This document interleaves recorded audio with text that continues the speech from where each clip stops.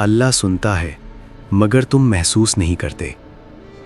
کبھی تم نے یہ محسوس کیا کہ تم روز دعا مانگتے ہو، رو رو کر مانگتے ہو، لیکن کچھ بدلتا ہی نہیں؟ تم کہتے ہو یا اللہ میری سنتے کیوں نہیں؟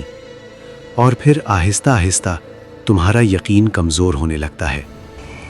رات کے اندھیرے میں جب سب سو جاتے ہیں، تم اپنی تنہائی کے ساتھ بیٹھ کر اللہ سے بات کرتے ہو۔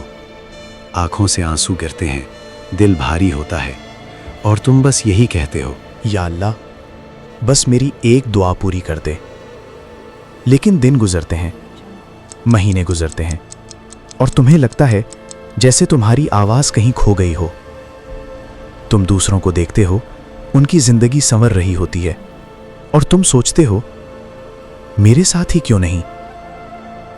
مگر ایک سچ ہے جو شاید تم سمجھ نہیں پا رہے۔ اللہ تمہاری ہر بات سنتا ہے، ہر آنسو دیکھتا ہے، ہر ٹوٹے ہوئے دل کی آواز اس تک پہنچتی ہے۔ لیکن مسئلہ یہ ہے کہ تم صرف اپنی مرضی کا جواب چاہتے ہو۔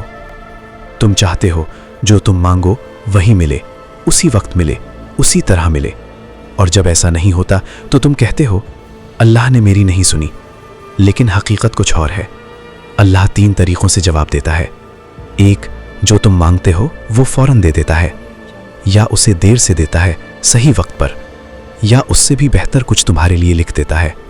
مگر تم صرف پہلا جواب دیکھنا چاہتے ہو، اسی لیے تمہیں لگتا ہے کہ اللہ نے کچھ کیا ہی نہیں۔ ذرا سوچو، اگر تمہاری ہر دعا فوراً قبول ہو جاتی تو شاید آج تم وہاں نہ ہوتے جہاں اللہ تمہیں دیکھنا چاہتا ہے۔